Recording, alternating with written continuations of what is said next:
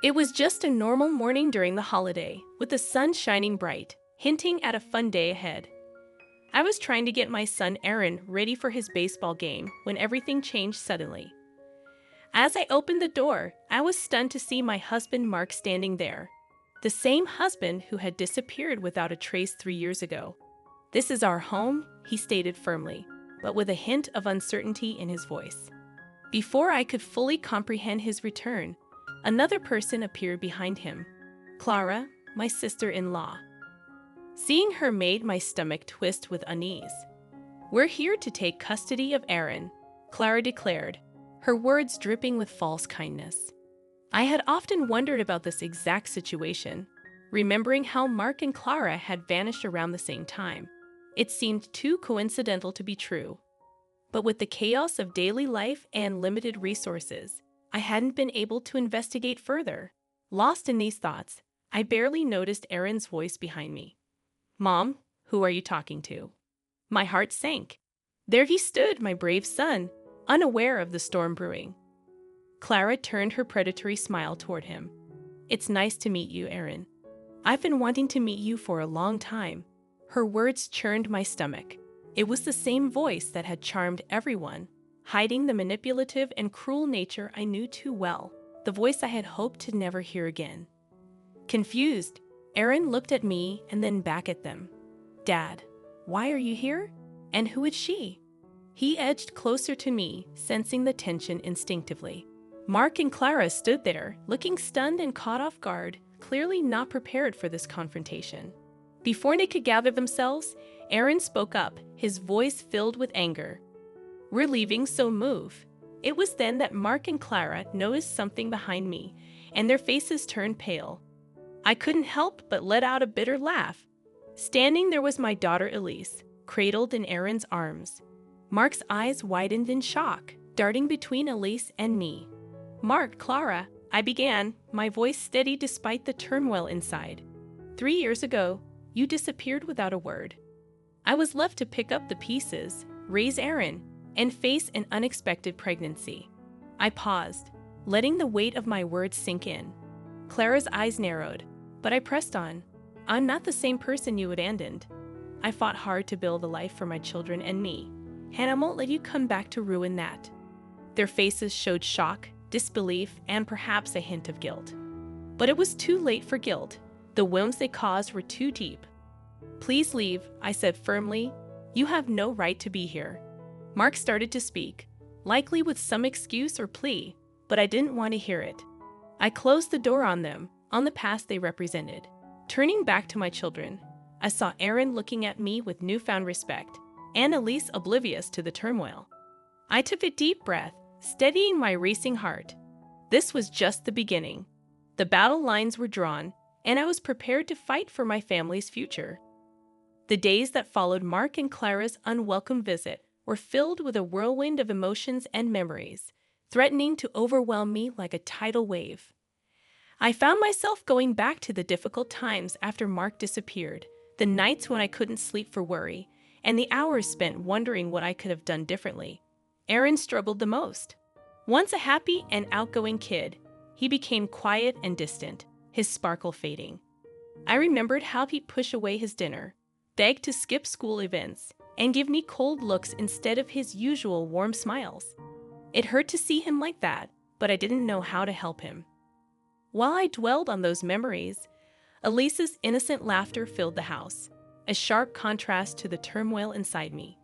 She was my unexpected joy, a beacon of light during Mark's betrayal. Her birth gave me strength and vulnerability all at once. One night, as I tucked Aaron into bed, he looked at me seriously. "Mom, why did Dad leave us?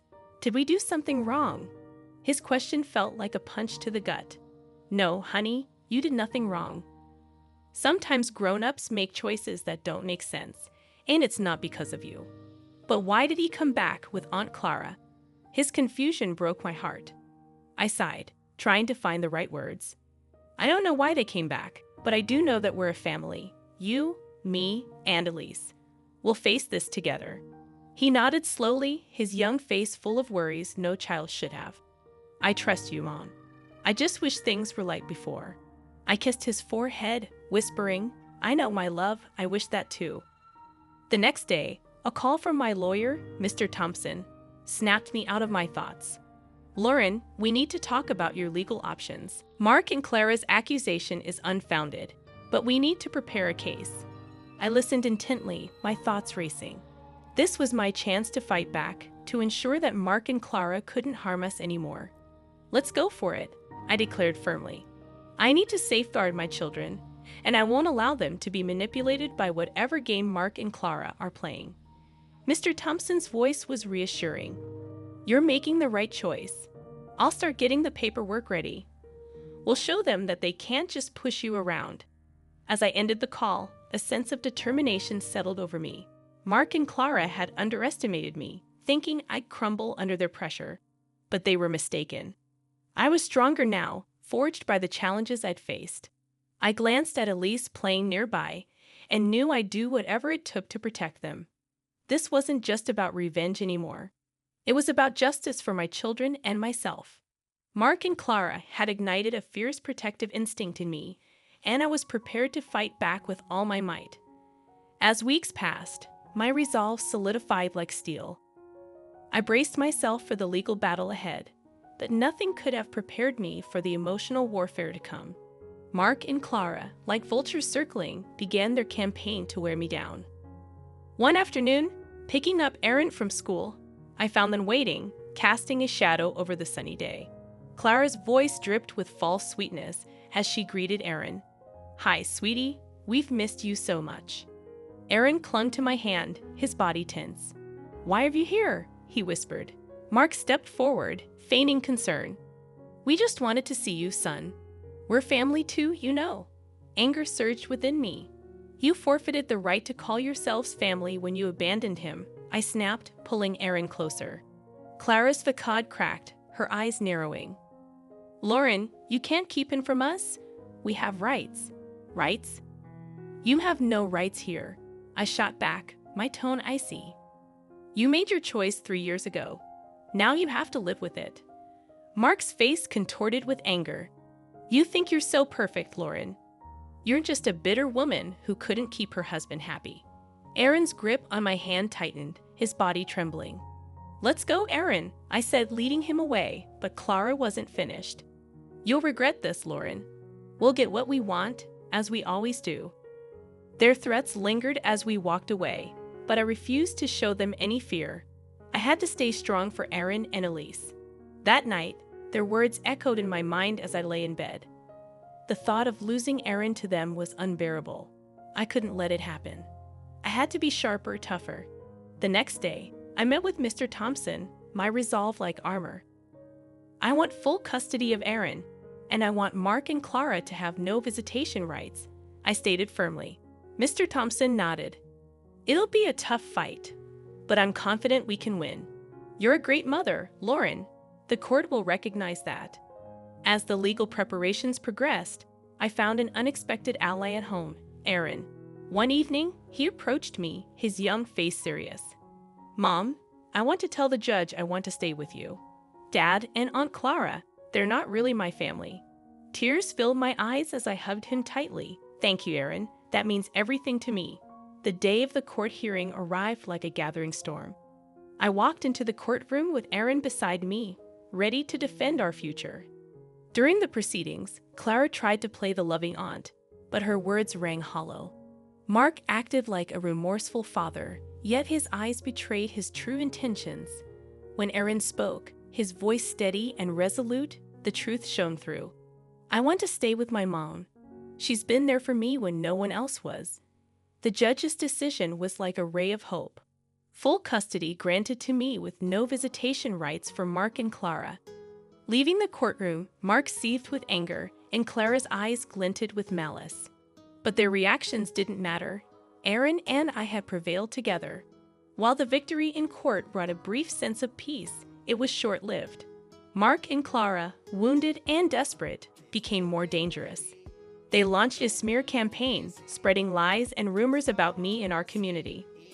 I never expected the psychological battle that ensued. One evening, Aaron returned from school, his eyes filled with tears he refused to shed. Mom, kids at school are saying you took me from Dad, that you're mean for keeping me away from him. His words shattered me. Aaron, you know that's not true. Everything I've done is to keep you and Elise safe. He nodded, but doubt lingered in his eyes. I know, Mom, but it's tough. They just don't understand. I held him close, feeling his trembling frame. I know it's hard, sweetheart, but we'll endure. We're stronger than their lies. As days passed, the rumors turned uglier. Clara, always sharp-tongued, now wielded her words like a weapon, seeking to dismantle my world. I knew I had to fight back, yet I hesitated to stoop to their level. Then one day, Mark appeared at my workplace, feigning remorse. Lauren, can't we talk, for Aaron's sake? His words dripped with venom, his facade transparent. There's nothing to discuss, Mark. You made your choice. Now you live with it. He gripped my arm tightly. You're destroying my life. Lauren, you and that kid. I pulled away, my voice steady. No, Mark, you did that to yourself. As I walked away, his parting threat sent a chill down my spine. This isn't over, Lauren. I won't give up so easily. The legal win secured custody of Aaron for me, but it didn't put an end to the conflict. Mark and Clara persisted, and I could see how it affected Aaron. He was caught in a battle he couldn't grasp, torn between his biological father and the mother who had never let him down. One evening, Aaron approached me, his face filled with uncertainty. Mom, what if Dad changes? What if he wants to be a real dad? His words struck a chord. Aaron, I understand he's your father, and it's natural to hope for that. But we must see people for who they are, not who we wish them to be. There was a moment of silence before Aaron looked up at me, his eyes clear. I understand. I just wish things were different. I embraced him, murmuring, I wish the same, Aaron. I truly do. Amidst the ongoing battle, my focus remained on Aaron and Elise. They were my pillars, the reason I fought relentlessly. And I'd do anything to shield them, to give them a life free from the shadows cast by Mark and Clara's deceit. Their relentless campaign turned darker, veering into harassment. They seemed omnipresent, at my workplace, near Aaron's school, always lingering, always observing. It became a psychological siege, its weight bearing down on me daily. Yet, I refused to be cowed. It was time to retaliate, to show them they couldn't disrupt our lives without repercussions. I arranged a meeting with Mr. Thompson, my determination unwavering. Mr. Thompson, it's time for more decisive legal action. I want to pursue a restraining order against Mark and Clara, and I want to sue them for harassment and defamation, I asserted. Mr. Thompson agreed wholeheartedly. I believe that's a prudent step, Lauren. Their behavior is intolerable, and they must face the legal consequences. The legal battles were arduous, but I remained steadfast. In court, Mark portrayed himself as the victim, a man unfairly treated by his vengeful ex-wife. Clara, ever the performer, shed tears over being deprived of a role in her nephew's life. However, their theatrics couldn't obscure the truth. The judge saw through their charade and granted the restraining order. Furthermore, they were instructed to compensate for the harm caused by their defamatory actions. Leaving the courtroom, Mark seethed with anger, while Clara's eyes smoldered with unspoken threats. Yet, this time, I refused to be intimidated. The law was on my side. Their defeat in court failed to extinguish their vendetta. If anything, it seemed to stoke their malice further. One day, I received a chilling call from Mark. You think you've won, Lauren? You think you can ruin my life and walk away? I'll ensure you regret this, he spat over the phone. I gritted my teeth, suppressing the fear his words ignited. You brought this upon yourself, Mark. I'm merely safeguarding my family. You haven't seen the end of me, Lauren. This isn't finished, he snarled before disconnecting. His threat lingered in the air like poison, but I refused to let it weaken me. Aaron and Elise were my top priority. They were my world, and I'd do whatever it took to shield them from Mark and Clara's cruelty. However, as days turned into weeks, the constant strain started to wear me down. The perpetual watchfulness, the dread of what Mark might do next, the weight of single motherhood, it consumed me entirely.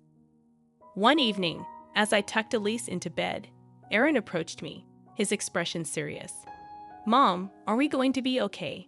Dad sounded really angry on the phone. I enveloped him in a hug, my heart breaking for the burden he carried. "We'll be okay, Aaron. I won't let anything happen to us, I promise." Yet, even as I uttered those words, I knew the battle was far from over. Mark and Clara loomed like a looming storm, and I had to be prepared for whatever they threw our way. The weeks post-court ruling were fraught with tension and vigilance. Mark and Clara, constrained by the restraining order, retreated into the shadows, their silence more unsettling than their threats. I sensed this lull was just the calm before another storm. Then it struck. Clara, in a desperate move, staged a public spectacle. While I was grocery shopping, she emerged out of nowhere, hurling accusations. "You're a monster, Lauren. You've torn our family apart." Clara's cries drew the attention of bystanders. I stood firm, my voice unwavering. "Clara, you need to leave. You're violating the restraining order." Enraged, she spat back, "I don't care. The world needs to see your true colors." But her theatrics backfired. The store manager, recognizing the disruption, called the police. As they escorted a hysterical Clara away, her facade of the wronged aunt crumbled. This public meltdown proved to be the tipping point. The police charged Clara with violating the restraining order and causing a public disturbance. Mark, too, faced repercussions. His involvement in the harassment and defamation, now laid bare, led to his arrest. As I witnessed their apprehension, a twinge of pity stirred within me. They had plummeted into their own abyss, a pit of lies and animosity they had dug themselves. Yet this feeling was swiftly eclipsed by a sense of justice. They were finally being held accountable for their actions. In the aftermath, the community's perception shifted. The truth about Mark and Clara's deceit and manipulation came to light. Those who had once whispered behind my back now extended their apologies and support. Aaron, witnessing his father and aunt's downfall, grappled with conflicting emotions. "Mom, is it wrong to feel relieved about Dad and Aunt Clara getting arrested?" I squeezed his hand, empathizing with his inner turmoil. "It's okay to feel relieved, Aaron. They caused us a lot of pain. It's natural to seek justice." The battle that had consumed us for months appeared to be at an end. Mark and Clara, once formidable adversaries, were now diminished. Their ability to harm us had been stripped away. As I tucked Aaron and Elise into bed that night, a sense of tranquility settled over me. We had weathered the storm and emerged triumphant. Our future lay before us, bright and full of promise. Though life had thrust us into turbulent waters, we had learned to navigate the tempest. Now it was time to relish the calm, to embrace the fresh beginning that awaited us.